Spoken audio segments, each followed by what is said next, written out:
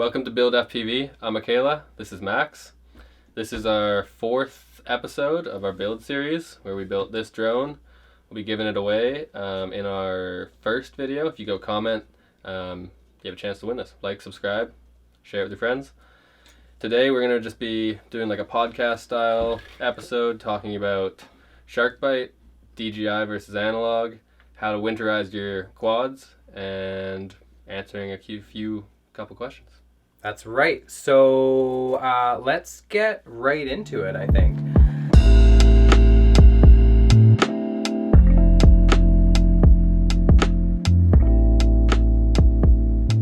We just did a little bit of information searching before we started about the SharkByte because honestly, I haven't been too hyped about it. We both fly DJI, and we'll get into DJI versus Analog in a minute here.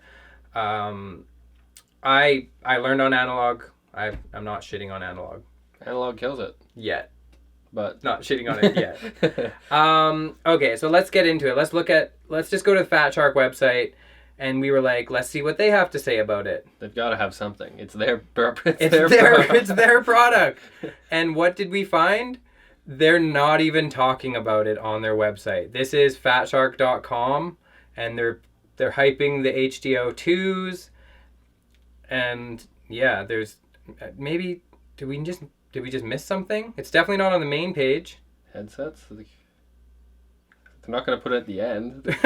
Page 2? It's just on page 2. What about accessories? Is it an accessory? No. Okay, so yeah, I'm pretty confident we can say SharkByte. No, it doesn't have it. Let's go back to the main page here. They don't even want to. They don't even have it on their own website. So then we were like, okay, well, let's start looking around. Let's start looking around on different retailers and see like if you can pre-order. We found one place in Australia that was selling it, and I guess we should bring it up. Like if you don't know what SharkByte is, you probably want to see it, I guess, right? So how do I do that? Where on the internet can I find it? Like just watch what happens when you type in buy SharkByte FPV. Just general Google search. It doesn't even Google Ads doesn't even know it's there. It's just not there. So even Fat Shark, not there. And then you go into FPV. So this is like a forum talking about it. Twitter, Facebook. Like you just a couple pictures of it. Yeah, like it's just not there. So anyways, for anyone who wanted to see, is it SharkByte Frost? No, that's just the title of that weird video. Anyways, here's... It looks like that. It looks like that. So basically, you've got... you got 2 patch antennas. Yeah. And then 2 Omnis. And it just plugs in. So let's talk a little bit about it. So the first thing we wanted to say was like, I don't know why, but there's not a lot of info on it. Well, I think... well, maybe. I think we know why, maybe. So... One of the what's the hype about it? Like, why would you want to buy it? Like, what is Fat Shark telling people? Like, why do you want to buy this? Well, I think not seeing it on their website makes me think they're not trying to tell anything about it. But if they were to try to say something, I think the main thing would be fixed latency.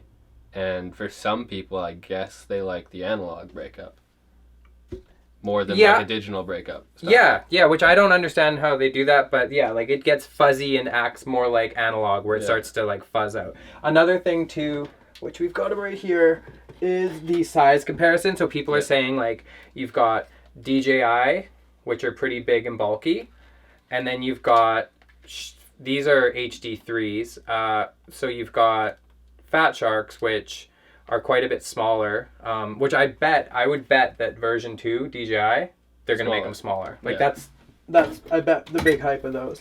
I feel like maybe too, another reason that people would want it is just because you can put it on most goggles that you already own. Exactly. So you can, it just connects to your top plate here, and then it connects into your HDMI input. So the hype, I guess, would be if you already have goggles, you can attach it. Yeah. The goggles are smaller because just Fat Sharks in general are smaller. and the latency, which is, we were looking that up, and Bardwell did some tests, and he says 12 to 25 milliseconds latency. It's supposed to be fixed latency. The test he was doing, that's what he came up with. We looked for Fat Shark specs to be like, tell us what the fixed latency was, and we didn't see it. We did, and we spent like a decent amount of time. More time than I'd want to spend like on it. 20 minutes trying to find the information, and we just couldn't find it. So, what doesn't it do? It doesn't support... Doesn't do DVR recording as well. It does DVR recording, but it doesn't do like on board, like how the goggles do. Yeah, DJI does. Yeah, how DJI does. But like that's what I mean is even on, like if you get like a Vista or an Air unit, you can put like the SD card in it. You can't even do that on the the Air unit you can get. Well, we can talk about it later, but yeah.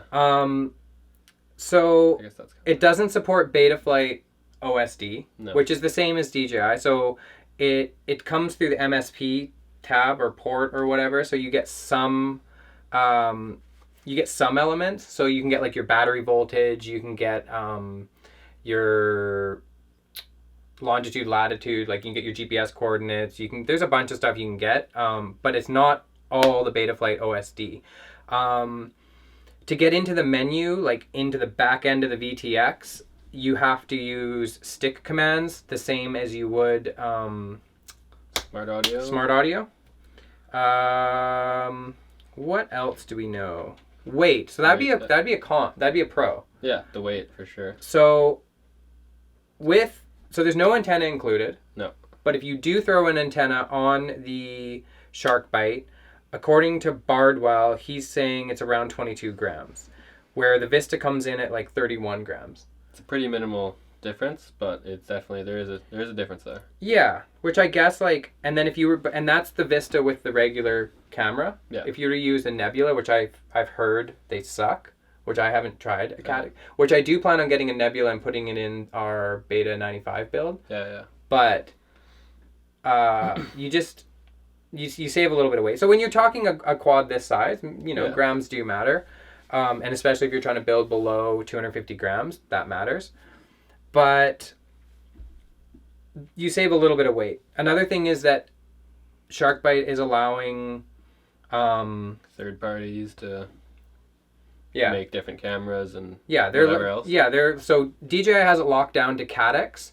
RunCam was able to spoof the Cadex Nebula, I think, the firmware on it, and was able to get it to work, which I guess, I don't know. I guess because there's pretty sketch. Well, there's an agreement between Cadex and DJI, so the fact that RunCam did that, it just makes me think that legalities play a factor and they might get shut down or whatever. So me personally, I would try the RunCam camera if they hadn't done that, like if they had permission, because I would be interested in trying like a third-party camera, but because it was without DJI's permission, for me, I'm going to stay away from it because I don't want them to... Even just with the security of even if they got away with it and it worked, it's just the security of having one that's authorized versus not. Well, and that's what they said. DJI was like, we're going to change the firmware. Mm-hmm. And when we do that firmware update, it's going to render all of those cameras useless. So I heard that like a couple weeks ago, maybe 3 weeks ago. But then I just read like yesterday or something, they said they spoofed the Nebula firmware so that if they did that change, then all the Nebula users would be out of luck too. Okay. So take that for what you will. I personally, it's way too many like questions as to whether it's going to continue to work.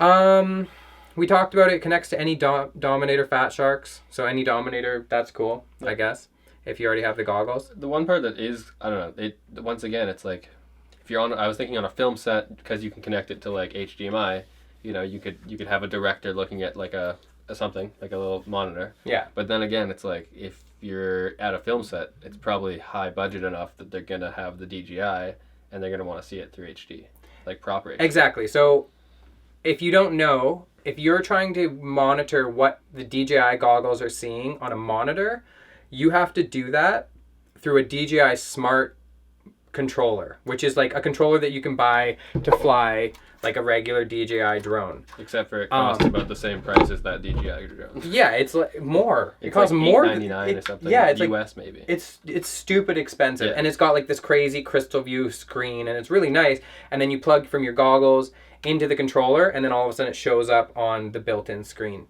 That is... It's a workaround. It works. But that does suck. Like the fact that you just can't be like, here's what I'm seeing it's not. to any HD. Like it should output 720 to whatever. That's.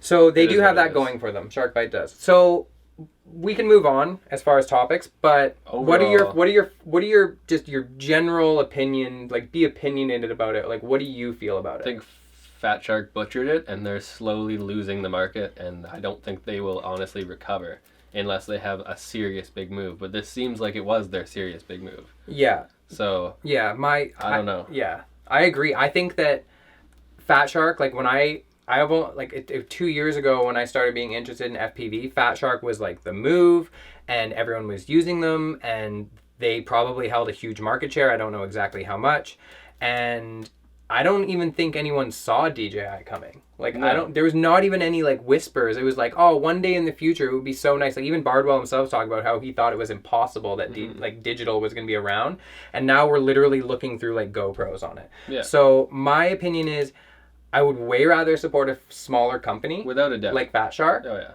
yeah. DJI is like this giant corporate company in China, and I think that they have a lot of money, and I think that for whatever reason they wanted to get into this market. But my opinion on it is, if you want to fly digital, you're going DJI. If you want to be on a film set even more too, or if you're doing cinematic, it's not even a question at that point. Yeah, like you can't show up with racing, analog. or like, if you're racing or doing freestyle, I guess you could argue that this might be lighter a little bit, maybe cheaper, because it is cheaper. But it's not really that much cheaper. I think racing, like I heard Nurk say it on his YouTube channel, if you're racing, you're going to use Fat Sharks, you're going to fly analog, and then that was pre SharkByte coming out. But if you can get the same performance from the SharkByte as you can from your analog goggles, then you're going to use SharkByte to fly. Totally. Like, and if you're making money from racing, or if you're just like, you need, like when you're racing, you don't give a shit what the mountains look like, or what the crowd, or what the view, or anything like that. Just ripping. You're just going as fast as you can, and you want the lowest latency, and you just want to be able to see the gates coming and just hammer. Yeah. So like that makes total sense. But if you're 90% of the people out there who are buying FPV, and you want to like fly through the tops of trees, or fly down roads, or fly really low over a cornfield or whatever, you're going to want to do that in HE. So that basically brings us to our next topic, which is DJI versus analog. DJI? Analog. What are the biggest differences? Like, what would you say? Fixed latency, variable latency on the DJI, fixed latency on the analog, HD versus analog, the way it artifacts / breakup, whatever you want to call it. Yeah, so let's just rewind that and unpack that for a minute. Fixed latency versus variable. Looking at like, I don't know, what is analog? I don't actually really remember what it is. I know your Fat Sharks are like 14 milliseconds. Yeah. Fat Sharks, I'm calling analog probably around 14 milliseconds. Let's just call it that to be. The digital SharkByte, which we talked about previously, is what did Bardwell say? 12 to 25. 12 to 25. And then with DJI, it's like 26 milliseconds, which is a slower reaction. Like that's more latency than SharkByte and analog.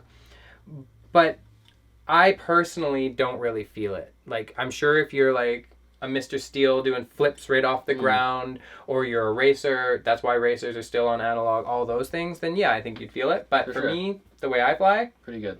Not super worried about it. What else did you say? About the latency? Oh, you talked about breakup? Breakup, how it'll... That's the one thing that DJI is not very good at, in the fact of if you're like right near the end, you're probably going to have like a glitchy split screen to straight black. Yeah, like it just drops straight out. Like, Whereas I've never flown into that. Have you? No, but I've felt the breakup to where it like the frame rate stutters. And you're like, oh, you feel like you're flying like that. Yeah. Whereas analog, you're gonna go fully gray. But whatever you can see, it's still no latency. Yeah, it's still there. So that is a plus. But I would take DJI over that any day. Yeah. Price point. Around the same price. Like if you were to buy everything brand new. Top of the line brand new. Like HDO2s, a Pro 32, the best, I guess stacks don't really matter, but the best camera you can get. You're looking at like similar antennas. price. I feel like it's not going to be, I don't think price is really a comparison. No, I feel like if you're going for a new top of the line setup, DJI is the move if you're not a racer or whatever. Yeah. You're going to get way better video. Obviously. Or you happen to be like that 1 or 2% that's like looking for like the lowest latency possible because you're doing like these sketchy moves super close to the ground or other objects. Yeah. However, because of the market that we're in right now, with DJI being new, you've got a bunch of dudes like myself who have just bought DJI goggles, who are just swapping all their quads over to DJI, which means there's a bunch of cameras on the market, there's a bunch of VTXs on the market, and there's a bunch of goggles on the market, and a bunch of modules for the goggles on the market, which those are discounted heavily from what we all bought them brand new as. I actually, when I started DJI or FPV, I actually bought used, and that was the reason, because I wanted a discount price or whatever. So I think if you don't want to spend a lot of money because maybe you don't have a lot of money, or maybe you don't know if FPV is going to be your thing. Yeah. There's a sharp learning curve of flying one of these versus like if you've never flown a drone at all, there's like a pretty decent, although I don't know, I feel like if you've flown DJI and then you fly one of these, you're basically at zero as well. Zero anyways, because I was like, I know how to fly DJI, and then I went and tried to fly one of these line of sight and I crashed it into a tree like right away. So if you want to just save money or whatever, buy used. Like they're because of this market that we're in right now, you can buy a used setup for like half off or more than what new is going to cost, and that gets you into it for like half of what you'd spend on a brand new setup, whether you're talking DJI or brand new analog, and you can just shred it. I feel like if you're remotely worried about money or your commitment to the hobby, or you're a racer and you're specifically looking for that fixed latency, then analog is the move for sure. Yeah, used analog or brand new analog, whatever. Yeah, either one. Those would be the reasons to be analog. If you're cinematic or you're just like, you just want to fly and look around and see everything in HD, and you're already going to spend the money on the top of the line, DJI is probably your move. For the vast majority of people that are going that more expensive route, DJI is probably the way. Yeah, I think that, especially for like something like you filming mountain biking, to have DJI on a Cinewhoop, you can create the craziest shots because you can see all the scraggle in the forest as you're cruising through in the canopy. Terrified every time. Every single time. So yeah, that's DJI versus analog. I guess write down in the comments. I know that it's a trigger for people and that it's a huge conversation right now. I guess like when I started, or like when DJI first came out, and I don't know if we recorded this or not, but there was all this, like before all the firmware updates and everything, like there was like a high latency, they just didn't seem that stable. There was just stock antennas that people weren't using, like third-party antennas, which you can get for the goggles now, and you weren't able to do longer. There's just all these reasons for me not to use it. And then over the last year or so, everybody who puts DJI on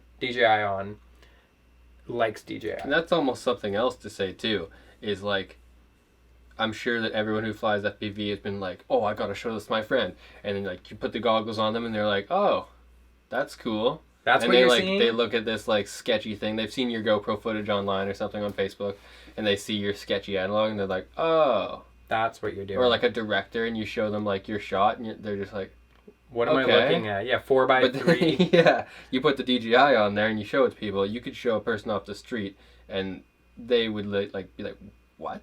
That looks clear. Like you can see it all. That's, yeah. So that's something that we didn't talk about, or maybe we have. But analog, you can have any 5.8 or whatever you happen to be flying receiver connected to a monitor, and you can hand that monitor to someone. and they can look at it and they can see what you're seeing in real time.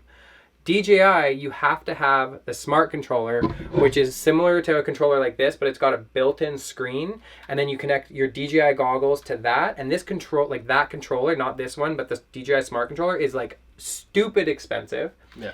And that's the only way right now that you can broadcast your system, your image to the smart controller, or to anybody to see. Even two people with DJI goggles, like you and I the other day, tried to like watch each other fly, and I know it's probably not that hard, and we just need to look it up, but it's not intuitive. No. Like we both were like, okay, we both have DJI goggles, like how do we, and like we didn't spend much time, and we didn't have any internet to look it up, but like we couldn't just broadcast in or like see what the person was broadcasting. Like it's different. Yeah, it's weird. So that's a win for Analog. The fact that you can just like 100 people can throw on Fat Sharks and all watch the same thing. Like go to a race. Yeah. People bring their goggles to a race, and you're not just sitting there watching some dude stand there and fly around. You can tune into his quad and cruise through and like watch the race in real time. Which I think that's super cool. Yeah. So yeah, DJ versus Analog. I'm a DJI fan. Maybe that's one more thing. Like what I was trying to get at before is that I would way rather support a smaller company rather than DJI. But the fact is, if you want to buy the best of the best, you got to go with the best of the best. And right now, DJI is that brand. And I think as FPV builders in this hobby, you naturally are like, oh, fuck F. Like, we're so used to open source. Yeah. Like, we're so used to open source. We're like, have all these different companies and everything works together. And like, you're just naturally like, oh, DJI, like, really? That's where I'm going? But if you want the best right now, in our opinions, and a lot of opinions online in the forums and people talking, DJI is the best for crystal clear HD signal. Yeah. FPV signal. Okay. Agreed. Moving on. The next section here is something that I created a poll on FPV Builders on Facebook, and if you haven't been on to FPV Builders on Facebook, I'd highly recommend joining that group. It's a group of people of FPV Builders. It's a great group, and if you need a question answered in real time, it's like you type in your question, and within a couple minutes somebody's answering your question. 9 times out of 10 that happens. Sometimes they'll say Google it or whatever. You'll get someone who's not so nice. But the moderators on there and the founder, they do really, really well at keeping it civil and cordial. And it's a group that I'd highly recommend. So FPV Builders on Facebook, go check them out. This is a question this is like one of the poll questions that I polled people, and it was by far people wanted to know the most was winterizing your quad. So it's not overly complicated. I don't think that there's a lot to it, but there is some steps. For sure. So last year I haven't flown in winter, and the reason is because I was just too terrified. Like when I bought my quad brand new, I was told that he's gonna start scratching. I was told that if you land in some like wet grass, you're gonna blow your shit up and everything's gonna be ruined and it's all gonna be over. And that was just coming from a guy who sold me a used one, and he didn't know that much about what he was talking about. So last winter, with that thought in my mind though, even though I had looked up like conformal coating and what you can do about it, I was just like, the idea of dunking it in 2 feet of snow just freaked me out. Yeah. This year, if you go back to our previous video where we're tuning this particular quad, which we're going to be giving away to one of our subscribers, you can fly in snow and rain. Maybe I'll put that video up. Totally. It's not actually this one, it's a different quad. I think it's my Alien that I'm flying, of me flying through a snowstorm. You can do it. Yeah. Like no problem. And how do you do it? First step, right there. This right here is silicone modified conformal coating. And basically you rub this, you paint this stuff on all of your electronics with some exceptions. So the exceptions would be anywhere where you need a connection. So your USB port, any of your connections where you're plugging like an ESC into a flight controller, or your VTX, or right here, you wouldn't put it on any of that. But everything else you put it on. So my method is I build the quad, and this is probably like a roundabout kind of way to do it, but it's just all my quads were pre-built anyways. But I build the quad, I make sure it's all working, I make sure it's functioning, and then I take it apart without desoldering anything, and I start with the bottom of I even have to take 2 motors off of the mounts to kind of flip it up to get to the bottom of the ESC. And one thing we should mention is that this stuff glows in the dark with a black light. So I have a little, I don't know where it is, but I've got a little black light flashlight. And so I paint the bottom of the ESC, and then I use the black light flashlight to see if it's all there. And then I repeat that step on top. I split the Pro 32 in half. I conformal coated that. I did the flight controller with the exception of the USB port. There's a little boot button. You don't want to do any buttons either. Anywhere where you need contact. I did the Pro 32 or the Nano RX. I took the Caddx Ratel apart and opened it, and I conformal coated inside of there. Anywhere where you don't need contact. So basically anywhere you don't need contact, and the reason being is that this stuff literally stops the metal from being reactive. Like it coats it. So if you were to coat your USB port and then plug in a USB port where you need it to make connection, if the USB port has conformal coating, it just won't talk to it. Yeah. The other thing I should mention is that some flight controllers have a barometer on them. So it's like this little silver thing which will put a little image up on the screen with a tiny little pinhole in the top of it. And you want to put a little piece of tape over the top of the barometer and make sure you don't get any conformal coating in there, because if you get it in there, it'll stop working.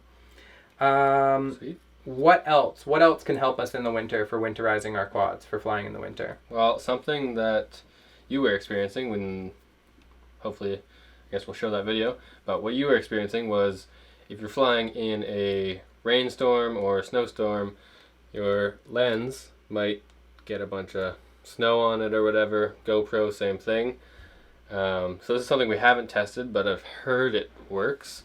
And it's like RainX or any product that would essentially just lets the water kind of slide off.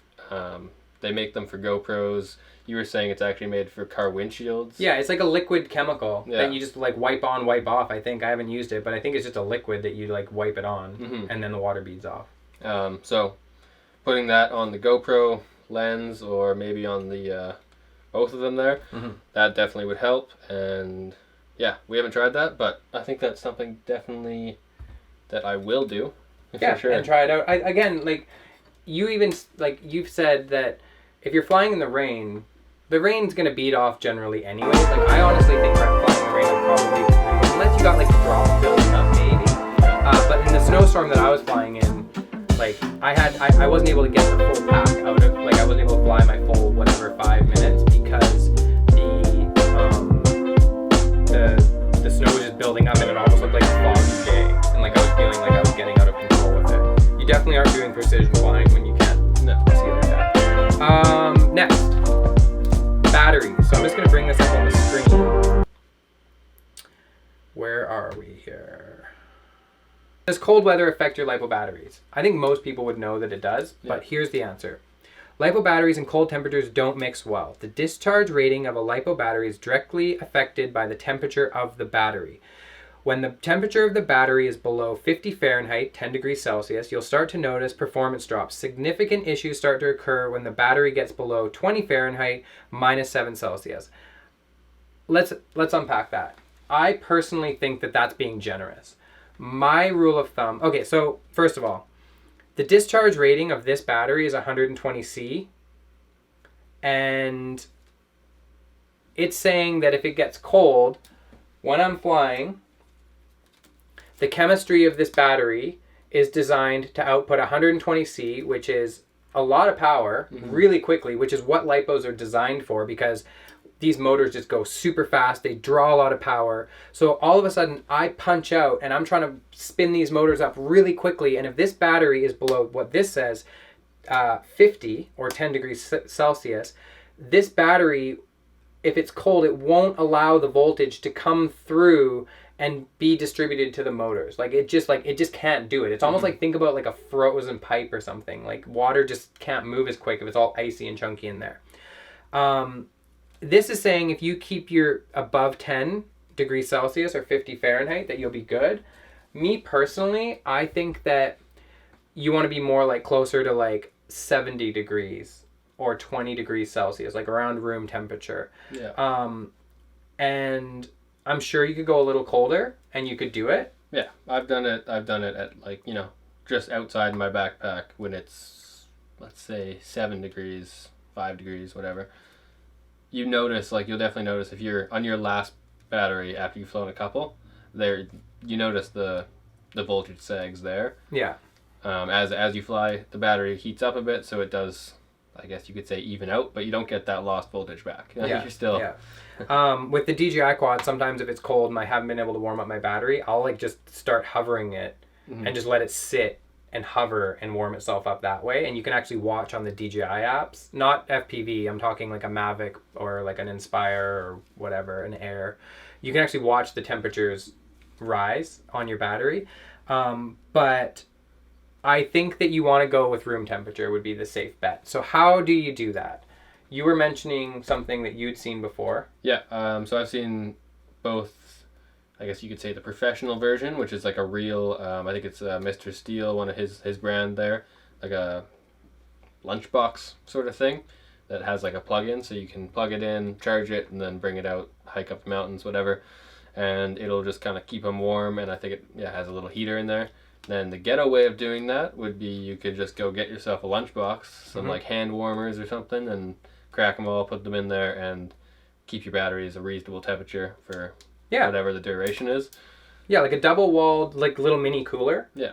That would do it really well, I think. It would be bulky and heavy, but if you're going for a hike up to the top of a mountain and you want to fly and you don't want your batteries to be all cold and voltage sag, especially if you're doing long range, or like mountain diving where you're going to have to punch out or whatever, I think that you probably want to be heating your battery some way. So I think that way is good. The Mr. Steel, like the Ethics bag or whatever, like we'll put it up on screen. Neither of us have used it, so I do like the idea though of being able to plug it in, charge it, and then be good to go. And just have it on. Just have it instead of like have to go buy little hand warmers and whatever. Yeah, and whether it be the waste or the thing itself. Yeah, I think you could be. You know what? Honestly, engineering one of those probably wouldn't be that hard, where you just power it off of a 5S or 4S or something. Yeah, of a battery. Yeah.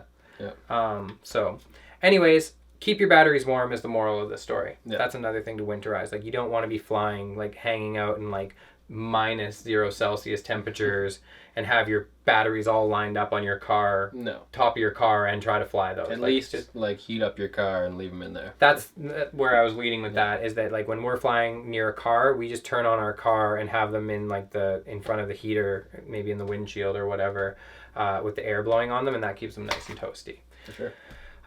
Which leads us to our next topic of, speaking of cars, flying inside of a car. So with Analog, guys have been known to set up antennas.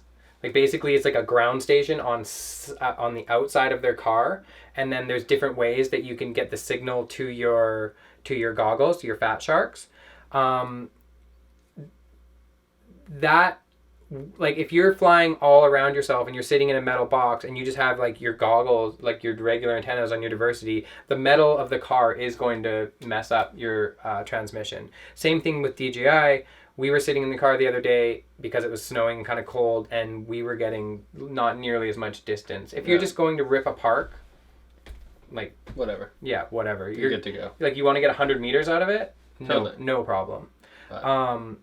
But if you want to, like, go up the mountain, or you want to go here or go there, maybe you need to set up some sort of external antenna. I think that's probably more for the analog system. Mm-hmm. But I don't know. We were talking about, like, getting extended coaxials that go out your moonroof? Sunroof. And then those. But honestly, for me, if it was somewhere where I was, like, seriously worried about connection, I'd probably stand outside. I would just stand outside. Yeah. So that's... it has been done, though. So I thought I'd bring it up. Like, there is guys out there that have, like... I know that there's guys with DJI controllers where they've modified the antennas for their radio and have them, like, on the roof extended, so they're, like, in their car flying. That's hilarious. And I know that there's for sure guys that have set up, like, a ground station that's outside of their car broadcasting to the inside of their car. Yeah, it's doable. It's doable. It's been done. But does it need to be done anymore? I don't know. Has anybody done with DJI? I don't know. If you've done it, what are you doing with DJI? Can you put it in your car and whatever? Like, let us know. Or whatever. Okay. That's pretty much it for Winterized. Questions of the week. So this is a segment that I thought would be good because a lot of times on the FPV Builders group, I see questions that are asked like weekly, if not like a couple times a week. Yeah. So every week, every time we do one of these, I'd like to just cover a couple of those questions, and we're not going to cover them in like super great technical detail. And there's actually a couple people that reached out who want to come on here. Maybe we can do it through Zoom or something. That want to go over like the technical side of things, because like I'm not a pro, you're not a pro, we don't pretend to be pros. We're just a couple of dudes who are into I was gonna say HPV. We're just a couple of dudes that are into FPV, and we like, while I do know the answers to the questions that we'll answer, do I know the technical jargon? What'd I say? I'm just laughing about that because you said that while I was editing. You said that the first video too. HPV? HPV a couple times. Idiot. Okay. And I didn't catch myself? No, you did. You were like, okay. that's a disease or something. Oh my God. I don't know. That's a venereal disease. Okay.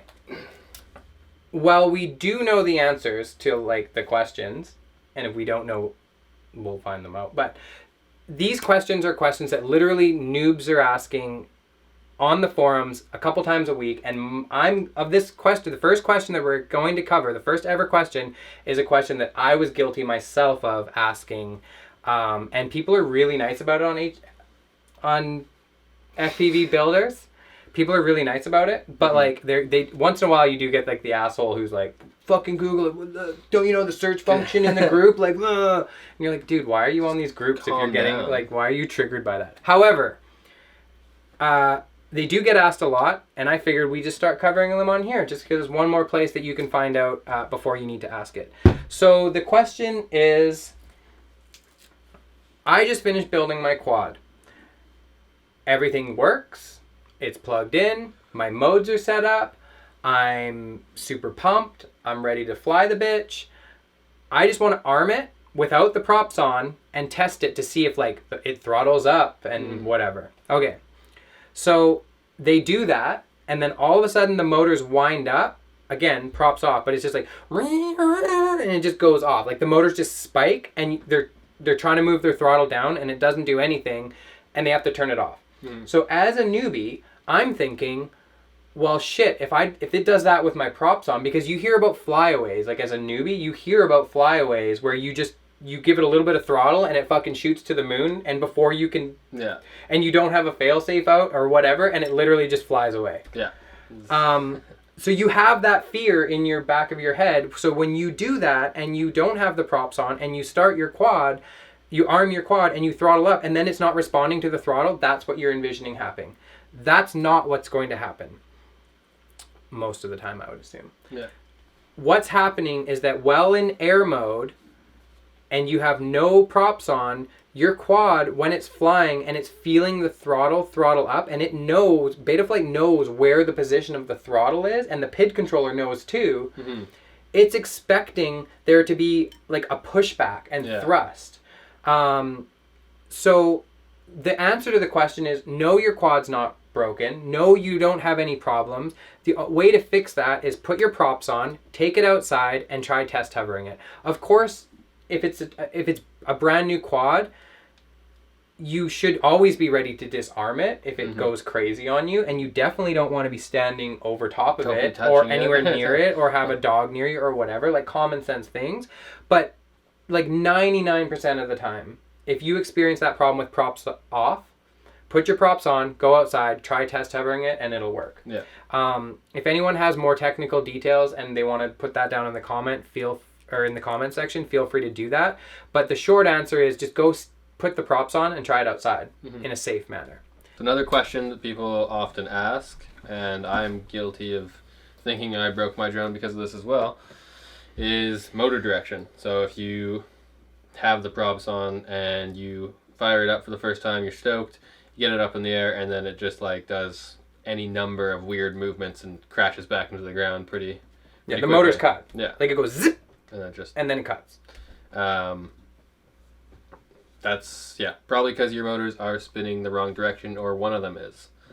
So pretty much you have two ways of fixing that. You can either resolder the individual leads there and switch them around, and that will fix them and reverse them. Or an easier option is just to download, don't open up Betaflight. You can't do it in Betaflight. So you go download BH Heli Configurator, or what is it? It's BH Heli S, which is the one protocol, and then there's the 32-bit BH Heli 32. Yeah. So you have to have one or the other. You just have to look it up for your particular ESC, or try them both. One of them will work. And for that, you just, once you download it, plug it in through the USB there, same as Betaflight, open it up, and then... Don't open Betaflight. Don't open Betaflight, but it's the...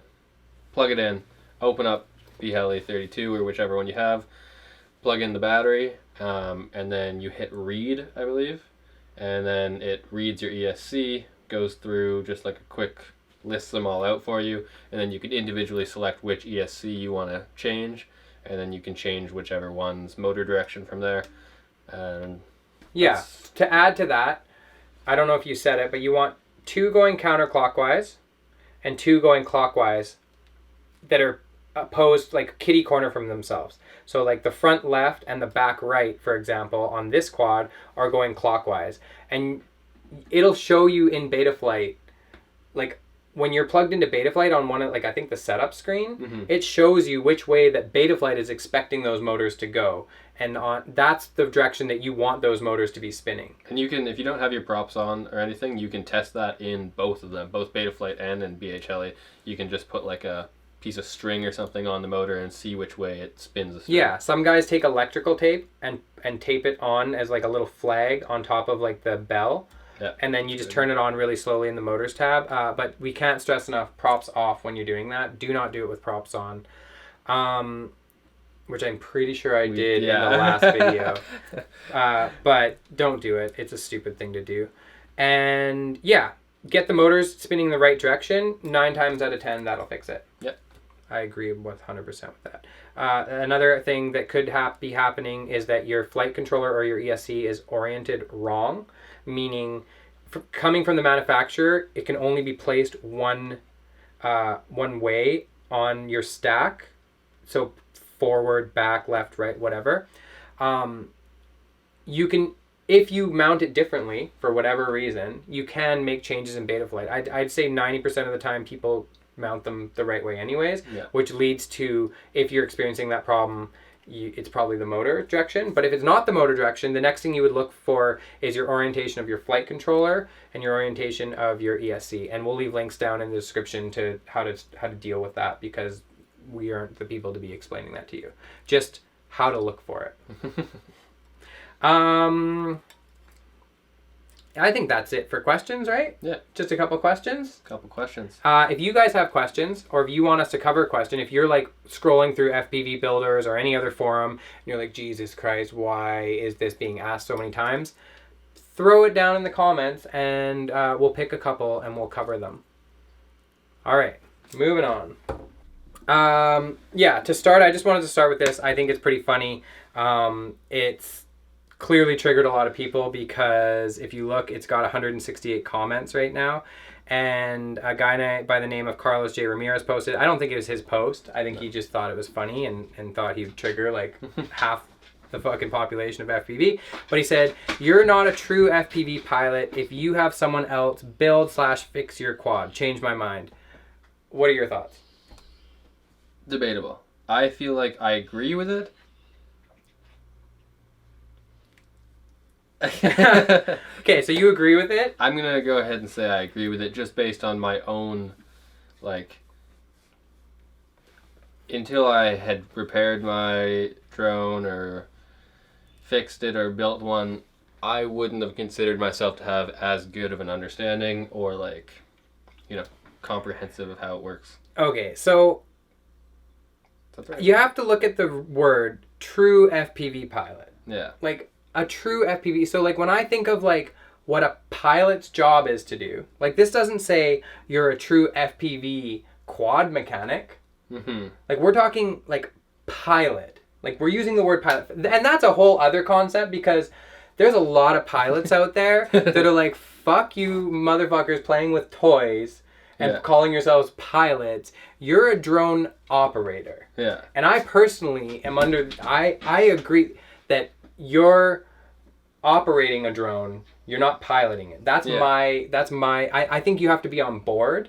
And that's a whole other, maybe in the comments you guys can have a fight about it and tell me I'm an idiot.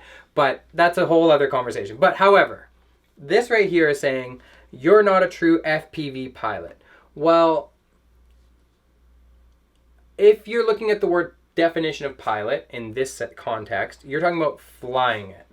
So right away, the way that it's written, it's like, well, piloting something has nothing to do with fixing it. Yeah, it's true. So right there, I think that this statement is false based on the way it's written. So just the way it's written, I think that's a false statement. But what he's saying is like everything that's encompassed in the FPV hobby, I think is like, you're not a true FPV hobbyist. It's true, because, and when you say that, I actually start thinking of everyone's favorite pilot, Johnny FPV. He doesn't fix quads. That's debatable. I know. But he's definitely the most hyped up one. Yeah, he might not be everyone's favorite, but that's what I was kind of saying that in like a tongue-in-cheek go get in the kind of fight way. in the comments about it. But yeah. Like, he doesn't fly, he doesn't build his own like quads anymore anyway. He doesn't?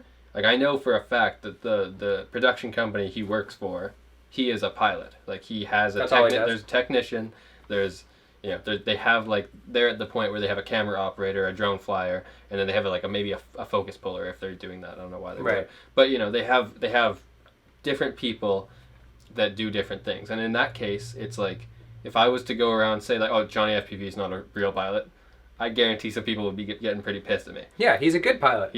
If you're talking about it being a pilot, piloting skills. But if we're talking about in the general scale, and this, maybe that's another thing too, is like if I had a bazillion dollars, I wanted to just fly, and I bought like 100 ready to fly quads, or I guess bind and fly quads, and I just flew them, and as soon as one braked, I just send it off to get fixed or give it away to a friend, and I just kept flying, and I became a really good skilled pilot. Does that make me not a true pilot? I don't think so. I think, of course, I'm a skilled pilot. I'm a true pilot. Like, a pilot's a pilot. Yeah. But like, if you change the statement to, you're not a true FPV hobbyist. Then no, yeah. If you have someone else fix your quad. Facts. Then that's a fact. Yeah. Like, because for me, building quads, which is literally why we started this YouTube channel, is like one of my favorite things to do. I spend hours at this bench tinkering, and I'll take my quads apart and I'll clean them and I'll add new parts, and the technology changes so quick, so I'm always reading about like what's coming and the new parts and everything, and like the building and the putting together, and the fact that like so much of it is open source and so much of it works together, that to me is like what like a lot of what inspires me. It's like this crazy hobby where you can like build it, and then you can go fly what you've built, and like the combination of the two marrying each other, where like we built this thing from a pile of parts, and now we're doing 100 and something kilometers an hour, doing backflips over trees. Like, that's so rewarding. Yeah, 100%. So as far as like a true FPV hobbyist, I think in this statement I would argue and say that, the way it's written, it's false. But let us know in the comments. Yeah. Maybe we're full of shit. It's a debatable one. Let's see what the comments are saying in under his post here. Let's refresh and see if we've got any more comments. Maybe I won't. Okay. So, oh no, not this. Okay, but you wrong. So this guy doesn't agree with it. Which he's pretty active. John Esca. I thought it was Escalera. Anyways. How do you put this? Just the real racers. Just like real racers who have the money don't have teams keep their shit running so they can enjoy other aspects of their life, right? Some sarcasm. I guess so. You are not a true F1 airline pilot, whatever pilot, if you have someone else fix your quad. So I think people are latching on to the fact that they use the word pilot. Yeah, it seems like it. If someone just wants to fly and has the money to throw at someone to fix their stuff, then let them be happy. Stop gatekeeping. Yeah, if someone if they just want to be a pilot. Yeah. I think these comments are funny where someone's like, stop gatekeeping, because like the reality is he just posted that as funny and people are like always get like a little too serious about it. I don't think it's gatekeeping. I think it's starting like a funny conversation. That's a fair statement. The wouldn't be still flying without all the help. Like, just as taking it as less of like, you know what it is, but like if it's like, I don't know, a lot of people that I know, like they wouldn't be flying unless they knew somebody in real life that was doing it. Like it's kind of hard sometimes to source your information. Dude, I found all my people through this group. Like that's how I was able to get started. There's a guy named Brendan Zybast. If I'm butchering your name, I'm sorry. He helped me so much in the beginning. There's a few others, but like those guys, I would be texting them at like midnight, being like, "I'm doing this now."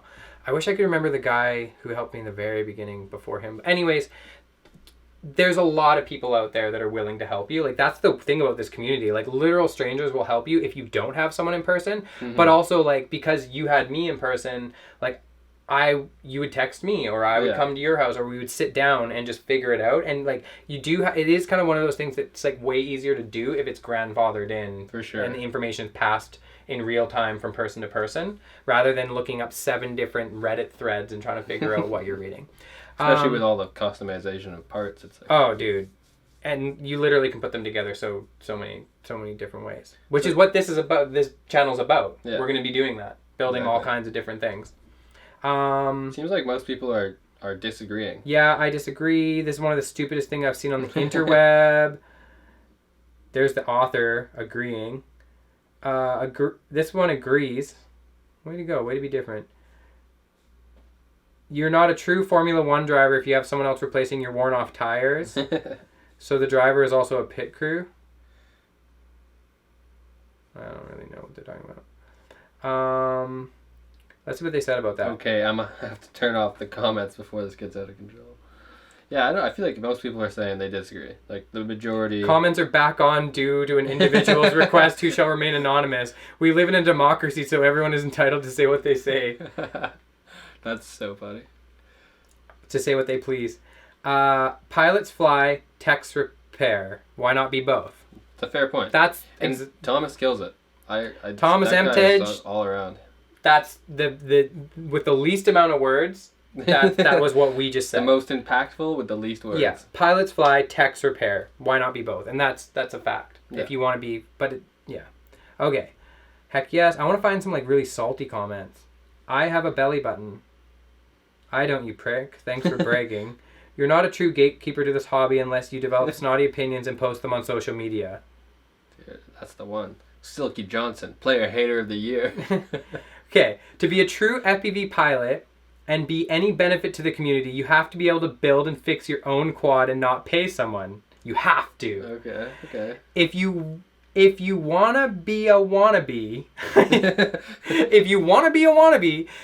pay someone, but you will never progress in this hobby. Every world-class pilot didn't begin with a fleet of people and companies building their shit. They sucked and groveled their way for sponsorship and now think they're a step above everyone. Okay, well, I think this guy's on, like, he's a little over-excited here. On the opposite end, but I do think he's got a point where it's like, where he says every world-class pilot didn't begin, like the majority of people who were like top of their stuff, they began by building. But maybe that's also because the hobby was new enough that you couldn't really go buy a bind and fly as easily. Yeah. Oh man, I'm gonna put these up on the screen, but I just saw Hugo, I think his name is. He's the guy who owns True RC. He just posted a picture of his first goggles. Maybe it was someone else. I'll put it up on the screen. And it was literally like ski goggles with like these other goggles strapped onto them that look like friggin' Star Trek. So and funny. He was like 2010, 2012 was like when those were around. So like crazy. That was only 8 years ago. Yeah. Like, and to what we have now? Insane. Unbelievable. But Kim Radcliffe, you're not totally wrong. You sound a little bit salty, but... I'm a little pissed off for no reason. But it's okay. It's okay. No hate to you. Do you get a sticker or something? Who cares? I don't care. I'm just stating facts.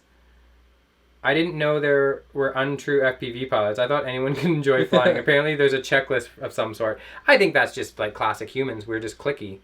See, it's defending. No checklist. I get the... Okay, here's from the moderator, William Perry, one of the moderators.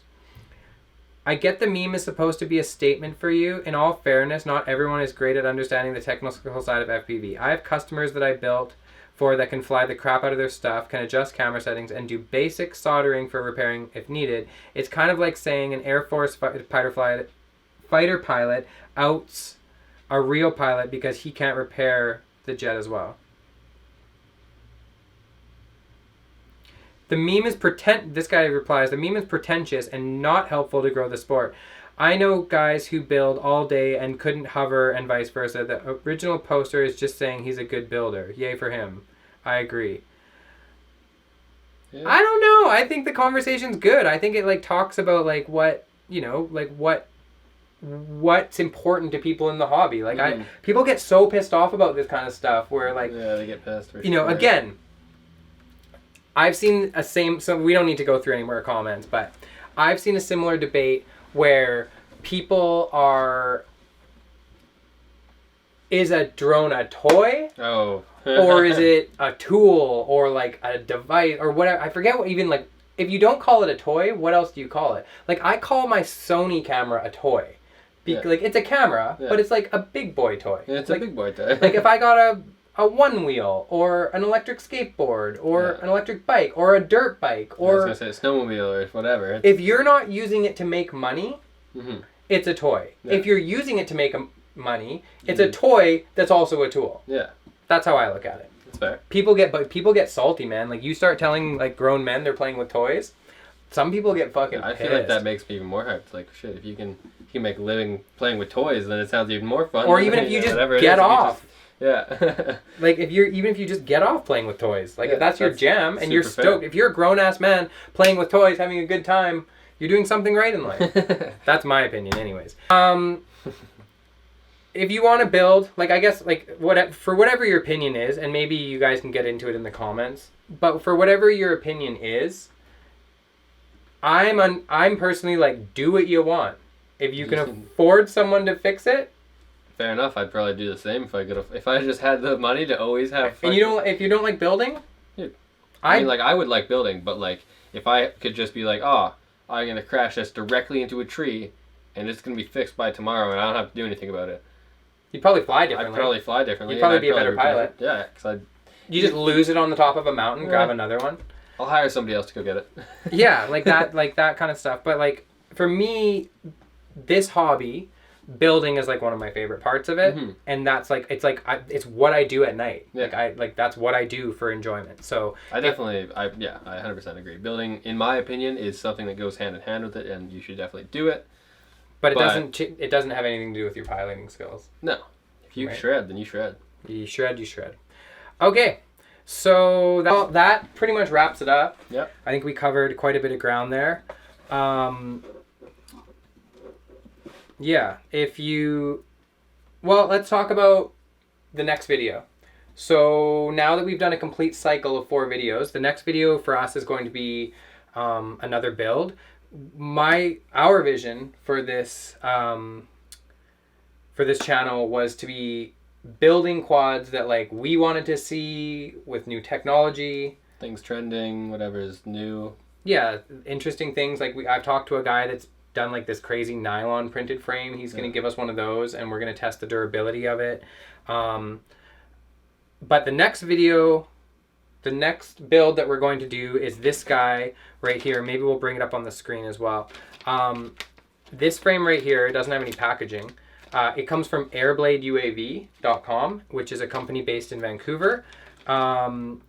It's a 4-inch micro long range, which seem really popular right now. I've never flown one. Yeah, right. But yeah, we're gonna throw a Vista in it. We've got these awesome little motors, which are the maybe I'll bring it up. Why not? Let's show them a motor. I have to cut it open and everything.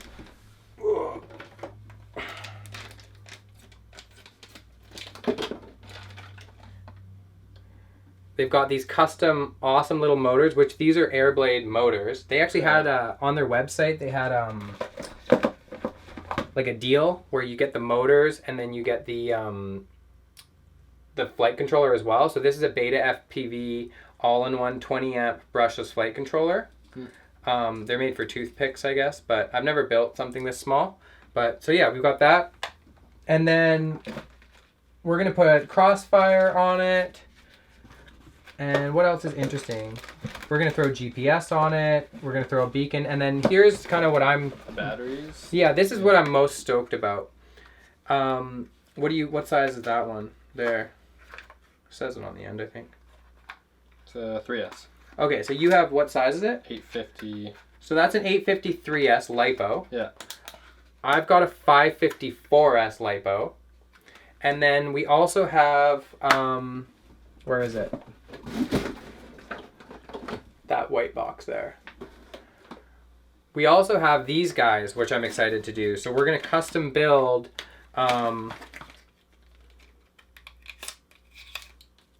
which I've just bought a spot welder with some friends. We are going to custom build, these are Sony VT6 18650 batteries.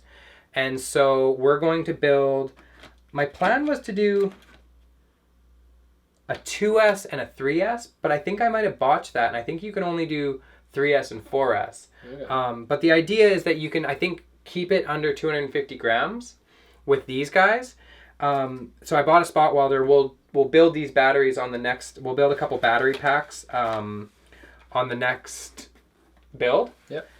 And you're supposed to be able to get like 30 something minutes. It's ridiculous. 20 something, like high 20s into the 30s with, like, you're not flying it like ripping around, but like you're cruising. So like the way I'm equating it to, and I was just talking about this in the Mavic group, because a guy in the Mavic group was like, I wish they'd come out with like a firmware setting where you could get the Mavic Mini to fly like to fly like FPV. Yeah. And people were like, well, the arms could bend, and like if it started doing acro, the gimbal could be all weird and the latency and all that stuff. But I think with a frame this size, right, and you're flying it gently, you could basically get the same flight time as a Mavic Mini with this thing. Because the Mavic Mini has two, I'm pretty sure they're 18650s. They're not 2700s. It's just got two 18650s in it, maybe 2700s. I'm pretty sure they're 18650s. And you're just doing like casual flying. So if you're doing 20 minutes of casual flying around a mountain with this, but you're able to fly FPV, have no latency or like low latency and be able to dive through trees and stuff. Should be pretty sweet. Dude, I think like every drone has its place. Or if you want to rip it and do like crazy acro down a mountain, but like closer range, and you only need 5 to 8 to 10 minutes, then you throw on a 4S LiPo and you just shred with it. Yeah. Totally. So it'd be really cool to build it and test all the different batteries. And then also, I have no idea about how to tune a smaller drone like this. So that's something that we're going to learn how to do. No idea. Like, I'm pretty sure that the stock PIDs are no good for... Probably have to switch them up a bit. Yeah, I have no idea. And that does it. Yeah. What's the last thing we need to talk about? I guess the last thing is just to remind everyone that you can have a chance to win this 5-inch here. We built this 2 videos ago. So if you go onto that video, our first video will have been, and go comment, like, subscribe, you can have a chance to win this. It's 5-inch analog conformal coated shredder. Yeah, it's on Crossfire right now, but we also bought an FR Sky receiver, so we can switch it to FR Sky to whoever wins. And again, to be clear, it's not the comments on this video. It's the very first video that you have on the channel, that we have on the channel. And maybe we'll put the word contest in it or something, or contest giveaway in it or something. Yeah, something to make it a little easier. But it'll probably be the video that has the most comments on it. But again, not this one. Feel free to comment and like and subscribe to our channel at this point. If you've made it this far in the video, we super appreciate you tuning in. We're probably going to release this on a podcast form, so you can. I would assume that you can just type in Build FPV into Apple. What is it? Apple Pod? No, it's the podcast app or Spotify or anywhere. Like, we'll try to get it on as a podcast as well. And other than that, I think that wraps it up. That's it. So we will see you next week when we are going to be starting the build on the Airblade Transformer Mini. Sweet. All right. Cool, man. Bye. See ya.